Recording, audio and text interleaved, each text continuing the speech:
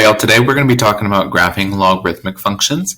Last time we talked about graphing exponential functions, and logarithmic functions are very similar, share a lot of similarities with exponential functions, but are just a little bit different. So we're going to start by graphing our exponential function just like we did last class. So we're going to use those same points, but keep it a little simple. We'll do 0, 1, and 2 in the x direction, which plugging in 2 to the 0 power would be 1, 2 to the first would be 2, and 2 to the second would be 4. So we can go ahead and graph those points here on our graph. So x is equal to 0, y is equal to 1, x is equal to 1, y is equal to 2, and x is equal to 2, y is equal to 4. And then we talked about last time that exponential functions do have a horizontal asymptote. Our parent function, of course, has that horizontal asymptote right at y is equal to 0. So we're going to go ahead and add that on here. And then, of course, our exponential function hugs that asymptote and then follows exponentially up through the points. And going through our key features, our domain for exponential functions was all real number, because I can plug in any value into the exponent and get a value out. My range is bounded by that asymptote, so it is y is greater than 0. We do have a y-intercept, which would be at 0, 1. Of course, we're not crossing the x-axis in this instance because of our asymptote. Our asymptote would be at y is equal to 0, and then it is an increasing function as we read it left to right. Okay. Now our log function, very similar, so we're actually going to use the exact same 3 x values to start talking about our log function. So x at 0, 1, and 2. So plugging in these 3 x values, so the first one is log base 2 of 0. So log base 2 of 0, we want to think of 2 to what exponent would be equal to 0. And remember that 2 is that base. So remember the question we are always wondering with logs is what exponent would raise the base of the log to the value that is inside the logarithm. That's the question we're wanting to ask. Right back when we did our log units, that's how we really tried to frame those logs. So 2 raised to what power would equal to 0? Well, we talked about this with exponents. There's no power that I could actually raise any base to be equal to 0. So if I am actually evaluating the log of 0, we would actually evaluate that as undefined because there's no way to possibly take a base of 2 to a power of 0. And this is reflected in our logarithm, our logarithmic graph actually having an asymptote at 0. That's what that undefined means. So here on our graph, we would have an asymptote right through x is equal to 0. And then plugging in our other values, so log base 2 of 1, log base 2 of 1 would be equal to 0. As we know from our log properties, the log of 1, no matter the base, is always equal to 0. And then log base 2 of 2, a log of its base, so the base is 2, we're plugging in 2 is always equal to 1. So I can go ahead and add those points onto my graph as well. 1, 0, and 2, 1. Ooh. Except I have to put them at the actual correct points. Okay, and so now we can see, very similar to our exponential function, we got those couple of points right above the asymptote. If I kept going in the log direction, I'd actually want to plug in 4 next, and log base 2 of 4 would be equal to 2. Which I can just go ahead and add that on there to make it a little bit easier to see how the points are very similar. And we're going to go ahead and hug our asymptote just like we do for exponentials, and then follow up through our 3 points. So we can see these two functions aren't just very similar and share a lot of capabilities, but they are actually inverses of each other, because remember way back in the beginning of the year during our inverse unit, we talked about how 2 functions are inverses of each other, that they are a reflection of each other across that y is equal to x line. And we can very clearly see that they are reflections of each other across this y equals x line that I've just added in here. And I am going to go ahead and make it a little bit easier for us to see our asymptote.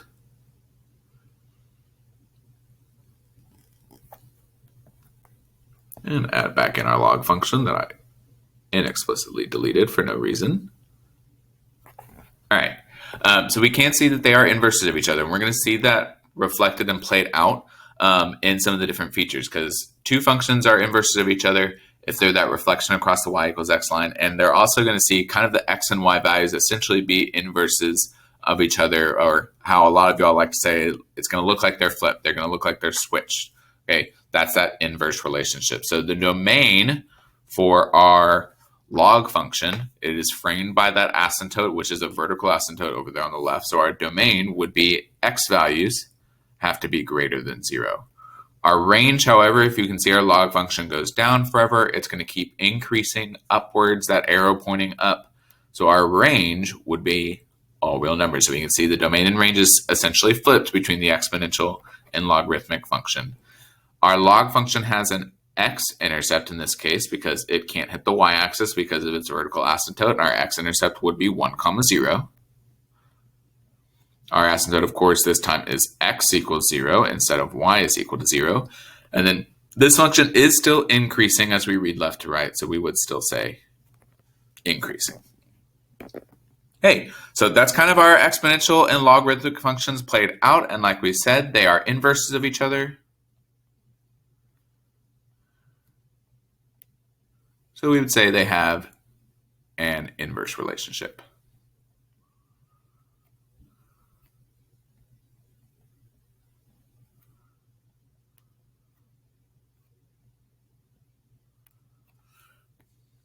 All right, so looking at transform, we're going to deal with the same transforming variables that we talked about last time with our exponential. A here in the front, C hanging out on the inside with X, and D hanging out at the end. Just like with our exponentials, A is going to be a reflection over the x-axis and a vertical stretch or compression.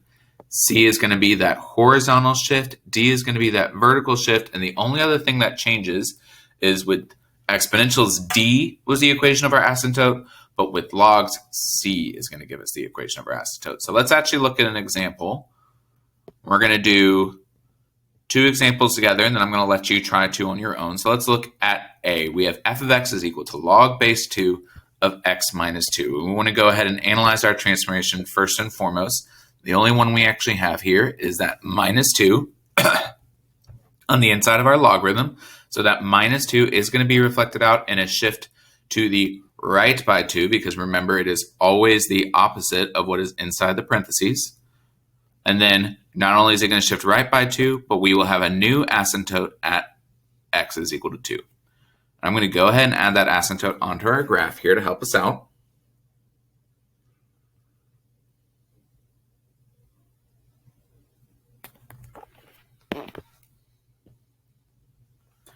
And then for our points, just like we did for our exponentials, for our points, we want to plug in values. So I'm going to make a little XY table for us.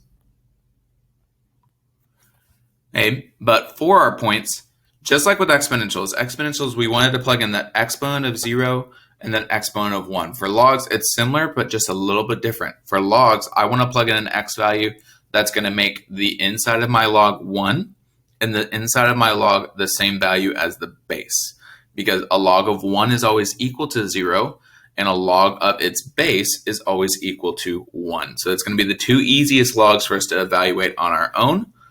So looking at our log, I have log base 2 with x minus 2. I want my first one to be so that when I plug it in, it's going to make the inside of the log 1. So I'm going to plug in an x value of 3. So log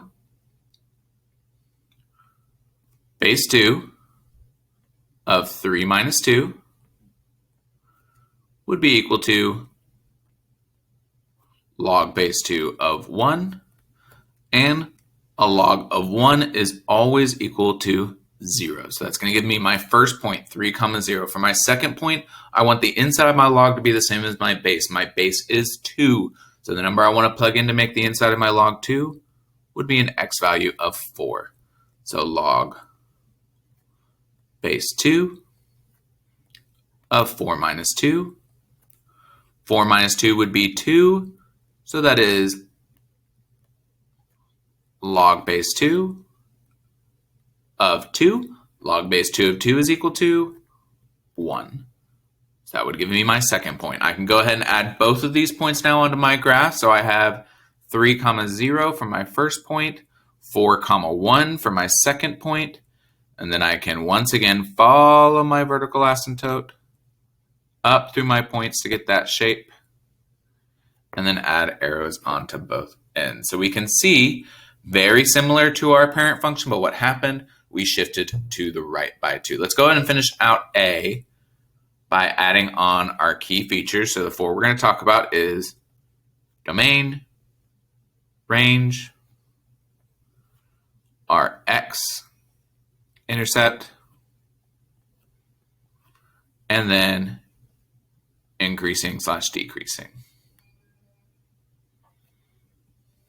So for our domain, it shifted to the right by 2, so it is now x is greater than 2. So just like our range changed for exponentials with shifts, our domain is going to change for logarithmics with those left and right shifts. Our range, though, still always going to be all real numbers. Our x-intercept did also shift. It's now at 3, 0.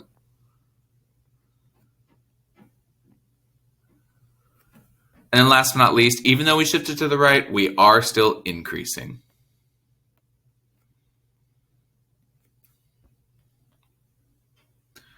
All right, and that is pretty much it for A, for our first one that we're going to do together. Let's do one more before I let you try some on your own. So let's look at B. So B, we have f of x is equal to negative log base 10 of x minus 3. So let's identify those transformations. The first one I see is that negative in front. That's going to bear out as a reflection across the x-axis.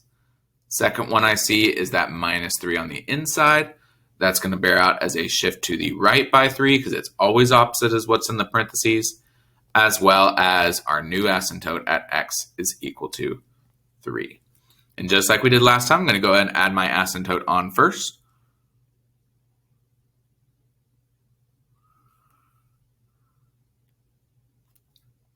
And then from here, I want to think of what numbers do I want to plug in. So once again, I want to plug in x values that make the inside of the log 1 and the inside of the log the same as the base. So setting up to plug in x and y. First x value to make it 1, I'm going to plug in 4. And second x value to make it the same as the base, which the base is 10, I'm going to plug in 13. So those are the 2 x values I'm going to plug in this time. So I'm going to pause real quick because my video's not cooperating. I'm going to make it a little easier to plug in. All right, y'all. So hopefully you got the same points I did. Let's go over these real quick, make sure we're still on the same page. So remembering, we're plugging in 4 and we're plugging in 13, plugging in 4 because we wanted to get the inside of the log to be equal to 1. And plugging in 13 because we wanted the inside of the log to be the same as the base, and the base of my log is 10. So looking at our first one, we get negative log base 10 of 4 minus 3, which we simplify that 4 minus 3 to be negative log of base 10 of 1. Log base 10 of 1, the log of 1, no matter what the base is always equal to 0. So that gives me that negative times 0, which is just equal to 0. So that gives me our first point of 4, 0. I'm going to go ahead and add that onto our graph. Ooh, not quite.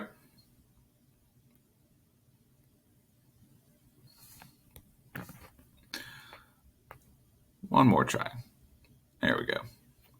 Okay, so we got our first point there at 4, 0. Looking at our second point, we plugged in 13 because we want the inside to be 10. So 13 minus 3 does give us 10. Then negative log base 10 of 10. Log base 10 of 10 is equal to 1. We still got that negative out front though. So negative times 1 is equal to negative 1, which gives us that new point of 13, negative 1. And of course, our graph doesn't go to 13, but I'm just going to kind of put a point out here where 13, negative 1 would be about. And then we're going to, just like we had before, follow our asymptote and then head through our points. Add on our arrows, and then we're good to go.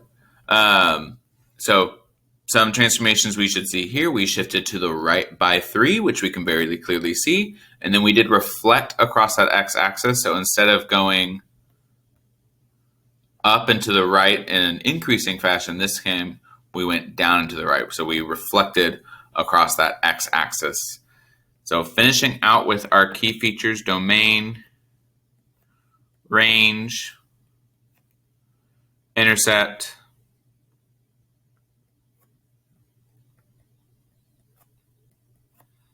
and increasing / decreasing. So our domain for this function is, in this case, x is greater than 3 because of that shift over to the right with our horizontal asymptote. Our range, as it always is still all real numbers.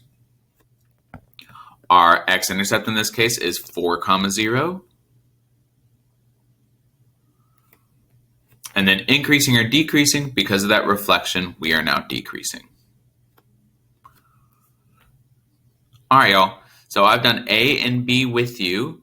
I want y'all to try and go ahead and do C and D. So go ahead and pause the video now. You can try C and D and then unpause it when you're ready to check your work.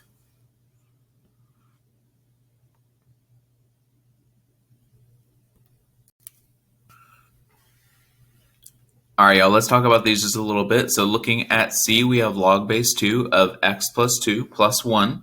So looking at that, we have two transformations. We have that shift up of 1 from that D value that's there at the end, and we have the shift to the left by 2 from the C value that's on the inside, which is going to make our new vertical asymptote x is equal to -2. Plugging in our points, remember we want the inside of the logarithm to be equal to 1, and we want the inside of the logarithm to be equal to the base. We have a base of 2. So we're going to plug in -1 to make the inside 1, and we're going to plug in 0 to make the inside 2. So log base 2 of -1 plus 2 becomes log base 2 of 1. Log base 2 of 1 is equal to 0. And then we still have that plus 1, the D value. You don't want to forget about that. So 0 plus 1 is then equal to 1. So that is our first point of -1, 1. Plugging in our second point, plugging in 0, we get log base 2 of 0 plus 2, which is 2. So log base 2 of 2, which is 1. And then 1 plus that 1 that's still tacked on to the end would be equal to 2. So we get our next point, 0, 2. And we can see that clearly defined, still increasing function, because all we've done is we've shifted to the left and then we've shifted up. We haven't done a reflection or anything like that. So it's still going to be an increasing logarithmic function. Its domain is x is greater than -2 because of that shift to the left. Range is still all real numbers. And you notice with our x-intercept, it actually falls somewhere in there between -2 and -1. And we talked about this a little bit with exponentials. Sometimes your intercept's not going to be super clear and easy to find. In this case, we actually have a clearer y-intercept, 0, 2, than we do an x-intercept. So I'm not going to ask you for an intercept, an x-intercept or a y-intercept, if it's not a clearly defined point on your exponential function or your logarithmic function. I don't want to make something really difficult, a task that's really hard for you to have to solve, because remember, we are doing these without a calculator. So that's just something to keep in mind. If you do your graph and you notice your x-intercept or your y-intercept doesn't go through a clear point, then don't worry about finding it, because it's not going to be something you're going to be asked to do on a quiz or a test. I don't want to stress you out with that. So let's look at our very last question. Letter D. So we have f of x is equal to log base 5 of x minus 2. So the only shift we're doing is we're shifting to the right by 2, which we did earlier on A, but notice this time we have a different base. We have a log of base 5. So that's not going to necessarily reflect in a horizontal stretch or vertical stretch or horizontal compression or vertical compression. Just like with exponential, a different base is like we're working with a different parent function, but it's still going to do all those transformation variables in the same way. So we have that shift to the right by 2. We can go ahead and put our asymptote at x equals 2. Plugging in our points, we want to plug in to make the inside equal to 1. And we want to plug in to make the inside equal to the base, with our base is 5. So we want to plug in 3 because 3 minus 2 is 1. And we want to plug in 7 because 7 minus 2 is 5. So we got log base 5 of 3 minus 2, which is log base 5 of 1, which gives us 0. And then we have log base 5 of 7 minus 2, which is log base 5 of 5, which gets us 1. So we get the 2 points of 3, 0 and 7, 1, which gives us our nice smooth curve as we go to the right, still an increasing function. This time our x-intercept, which I inexplicitly forgot to write, but it is actually pretty clear this time, it is 3, 0. And of course, my Cami is no longer cooperating, but do with that what you will. And then our range is still all real numbers. Our domain is x is greater than 2 because we are now shifted over to the right by 2. All right, y'all, that is logarithmic functions in a nutshell. They are the inverses of exponential functions, very similar, but a little bit different and kind of opposite in a lot of the ways that they work. But now you know how to graph both exponential functions and logarithmic functions.